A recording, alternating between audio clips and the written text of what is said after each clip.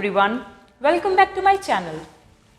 आज मैं आप लोगों के लिए क्लास 5th का इनिशियल असेसमेंट पेपर यानी कि आरंभिक परीक्षण प्रपत्र लेकर आई हूँ। इसको आप लोग आकलन प्रपत्र के नाम से भी जानते हैं। हम लोगों को अपना सेशन स्टार्ट होने से पहले बच्चों के लर्निंग गैप का पता लगाने के लिए एक असेसमेंट पेपर तैयार करना है जो कि हर एक सब्जेक्ट के लिए तैयार होगा। मैं आप लोगों के साथ ऑलरेडी मैथ्स का आकलन प्रपत्र शेयर कर चुकी हूँ, तो अब मैं आप लोगों के लिए इंग्लिश का प्रपत्र लेकर आई हूँ।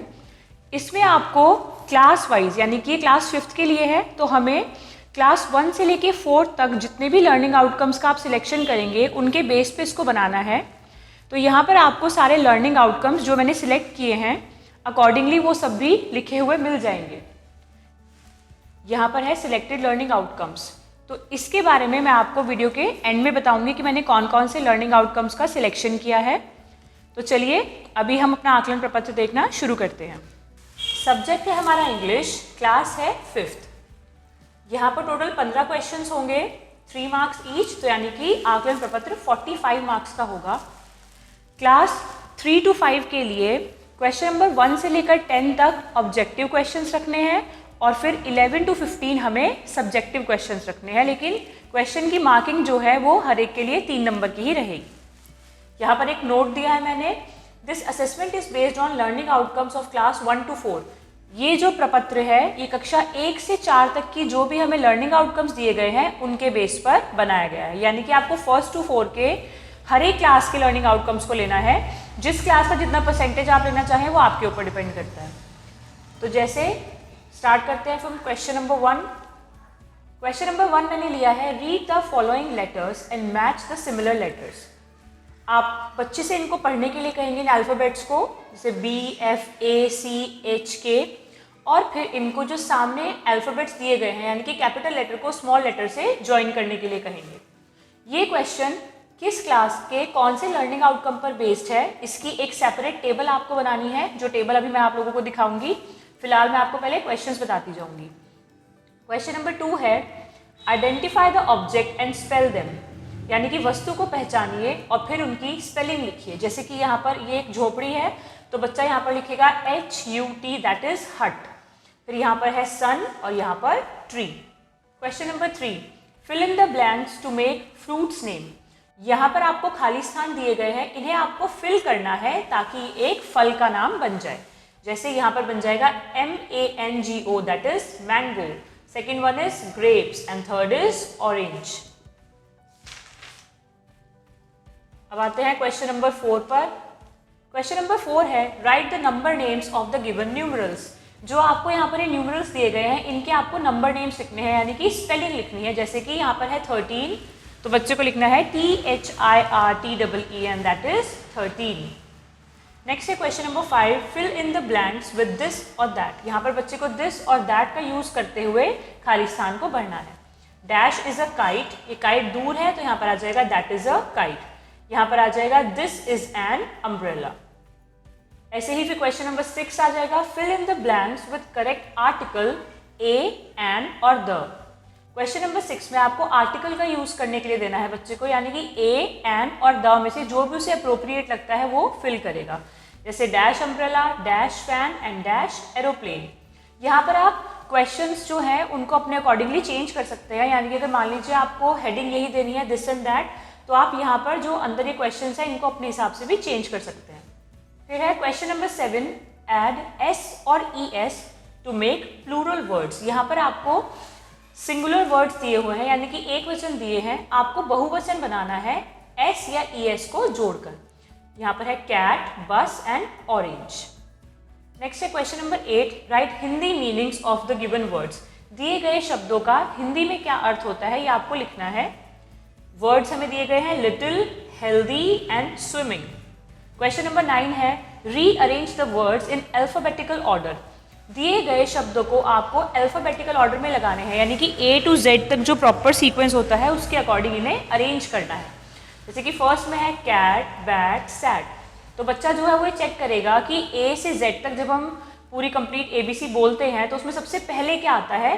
तो जैसे कि यहाँ पर है B, C, B और S, इन 3 लेटर से वर्ड स्टार्ट हो रहे हैं, इन तीनों में से सबसे पहले B आएगा। तो बच्चा सबसे पहले लिखेगा बैट, उसके बाद लिखेगा कैट और उसके बाद सैट। तो ये अल्फाबेटिकल ऑर्डर में अरेंज हो जाएंगे। क्वेश्चन नंबर 10 है rearrange jumbled letters to form days of the week. यहाँ पर आपको अल्फाबेट्स या लेटर्स जो है वो जम्बल्ड फॉर्म में दिए गए हैं, यानी कि सीधे सीधे ना देकर उनको शफलिंग की गई है उनकी। आपको इन्हें सही ऑर्डर में लगाना है ताकि ये सप्ताह के जो दिन होते हैं उनमें से किसी का नाम बन जाए। जैसे कि फर्स्ट वाला जो है ये फ्राइडे बन जाएगा, FRIDAY, दैट इज फ्राइडे। इसी तरह से बच्चे को ये वाला B और ये C इनको सॉल्व करना है। फिर है question number 11, right 3 lines about yourself. यहाँ पर बच्चे को अपना इंट्रोडक्शन जो है वो देना है, अपने बारे में वो कोई भी 3 लाइन्स लिख सकता है जो भी उसे अच्छी लगती हैं। Question number 12, make 6 new words from the given word. दिए गए शब्द से 6 नए शब्द बनाइए। आपको वर्ड दिया हुआ है ग्रैंडफादर, तो यहाँ पर आपको इससे बनने वाले 6 और शब्द लिखने हैं। जैसे कि आप यहाँ पर क्या लिख सकते हैं, AND एंड लिख सकते हैं, या फिर FAN फैन। जो भी वर्ड्स बच्चे को सही लगेंगे वो यहाँ पर उन 6 वर्ड्स को फिल कर देगा। इससे हम बच्चे की वोकैबुलरी चेक कर रहे हैं। ये जो क्वेश्चंस हैं इनके साथ अगर हम जब तक लर्निंग आउटकम्स नहीं बताएंगे कि हमने कौन से सिलेक्ट किए हैं, तब तक ये जो हमारा आकलन प्रपत्र है ये इनकम्प्लीट माना जाएगा। तो वीडियो को एंड तक देखते रहिए ताकि आपको लर्निंग आउटकम्स की लिस्ट जो है वो प्रॉपरली समझ में आ जाए। क्वेश्चन नंबर 13 है, give the rhyming words for the following. दिए गए शब्दों के लिए तुकांत शब्द या राइमिंग वर्ड्स लिखिए। उसके बाद है question number 14, write down names of any 6 months of the year. यहाँ पर हमें एक साल में जो 12 महीने आते हैं उनमें से बच्चों को कोई भी 6 मंथ्स के नाम लिखने के लिए बोलना है। उसके बाद है question number 15, read the passage carefully and answer the given questions. यहाँ पर आपको अनसीन पैसेज दिया गया है, बच्चे को इसे अच्छे से पढ़ना है, फिर इसको समझना है और दिए गए 3 क्वेश्चंस के आंसर देने हैं। जैसे कि यहाँ पर जिराफ्स के बारे में है, giraffes are the tallest animals on land. A giraffe can be found in grassland और open woodlands. Their long necks help them to eat leaves from tall trees. Giraffe also have small horns on the top of their head. These horns help to protect their head in a fight. तो questions हैं, first, where can a giraffe be found? इसका मतलब है कि giraffe कहाँ पाए जा सकते हैं। Question number 2, why are their long necks important? उनकी जो लंबी गर्दन है वो उनके लिए इम्पोर्टेंट क्यों है।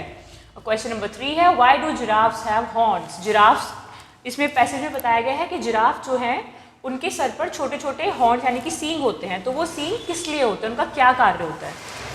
तो ये हमारे 15 क्वेश्चंस कंप्लीट हो गए हैं, यानी कि हमारा असेसमेंट पेपर जो है वो कंप्लीट हो गया है। अब हम देखते हैं कि हमने किन लर्निंग आउटकम्स के ऊपर इस असेसमेंट पेपर को तैयार किया है। ये जो प्रपत्र है ये इंग्लिश के लिए है और इंग्लिश के लर्निंग आउटकम कोड्स जो हैं वो हमें प्रिसाइसली नहीं बताए गए हैं, हमें मेनली हिंदी के लिए बताए गए हैं जो आउटकम्स के कोड हैं। तो हमें क्या करना है, जो हमारी टेक्स्ट बुक है उसके स्टार्टिंग में हमें लर्निंग आउटकम्स दिए गए हैं उन्हें रेफ़र करना है, या बच्चे की जिस भी स्किल को आप चेक करना चाह रहे हैं उसके अकॉर्डिंग आप खुद भी फ्रेम करके लर्निंग आउटकम लिख सकते हैं। मैंने मोस्टली लर्निंग आउटकम्स में बुक को ही रेफ़र किया है जो स्टार्टिंग के पेजेस है हर एक टेक्स्ट बुक में। तो अब देखते हैं क्वेश्चन नंबर 1 का learning outcome. Children are able to recognise alphabets from A to Z and are able to match small and capital letters. ये कक्षा 1 के लिए है लर्निंग आउटकम। इसमें है कि बच्चे A से Z तक के अल्फ़ाबेट्स को पहचान पाते हैं और छोटे और बड़े जो लेटर्स हैं यानी कि स्मॉल और कैपिटल लेटर्स उनको आपस में मैच कर पाते हैं। क्वेश्चन नंबर 2 है, children can identify various objects and can spell them. बच्चे अलग अलग वस्तुओं को पहचान सकते हैं और उनकी स्पेलिंग भी लिख सकते हैं। ये क्लास 2 से लर्निंग आउटकम है। फिर क्वेश्चन नंबर 3 है, children are able to recognise and spell fruits name. ये भी क्लास 2 का आउटकम है। इसमें है कि बच्चे फलों के नाम जो हैं उनकी स्पेलिंग लिख पा रहे हैं उनको पहचान कर, यानी कि पहले फलों को पहचानेंगे और फिर उनकी जो भी स्पेलिंग होती है उसको भी वो लिख सकते हैं। फिर है question number 4, children are able to spell numerals from 1 to 30, यानी कि बच्चे 1 से लेकर 30 तक जो नंबर नेम्स हैं यानी कि जो स्पेलिंग्स हैं उनको लिख पा रहे हैं। ये भी क्लास 3 का आउटकम है। फिर है question number 5, usages of this and that. बच्चे दिस और दैट का प्रयोग अच्छे से करना सीख पा रहे हैं या फिर सीख चुके हैं। तो यहाँ पर आएगा क्लास 3 का आउटकम। फिर है question number 6, usages of articles a, an और द। ए, एन और द का प्रयोग बच्चे अच्छे से करना सीख पाएंगे। ये भी क्लास 3 का आउटकम लिया है हमने। उसके बाद है question number 7, usages of S और E S to make plurals out of singulars, यानी कि आप बच्चे को एक वचन देंगे, उसे एस या ई एस जोड़कर उससे प्लूरल यानी कि बहुवचन बनाना है। ये भी क्लास 3rd का आउटकम है। फिर क्वेश्चन नंबर 8 है word meanings English to Hindi और वाइस वर्सा, यानी कि इंग्लिश वर्ड्स देके हिंदी मीनिंग पूछ सकते हैं या फिर हिंदी वर्ड्स देके उसका इंग्लिश ट्रांसलेशन पूछ सकते हैं। ये भी हमने क्लास 3rd के अकॉर्डिंग लिया है, यानी कि जो वर्ड्स क्लास 3rd तक आपको लगता है वो सीख चुका होगा, उतना डिफिकल्टी का आपको लेवल रखना है। फिर है क्लास 4th से लर्निंग आउटकम है अरेंजिंग वर्ड्स एज पर अल्फ़ाबेटिकल ऑर्डर। यहाँ पर हम ये चेक करेंगे कि बच्चा अल्फ़ाबेट्स की समझ कितने अच्छे से रखता है और कैसे शब्दों को अरेंज कर पाएगा। फिर है question number 10, children have knowledge about days of the week and they can spell them too. बच्चे जो है वो सप्ताह के दिनों के बारे में जानकारी रखते हैं और उनकी स्पेलिंग्स भी लिख पा रहे हैं। ये क्लास 4th का आउटकम है। Question number 11, child is able to introduce himself. बच्चा जो है वो अपने बारे में इंट्रोडक्शन दे पा रहा है। यह है क्लास 4th का आउटकम।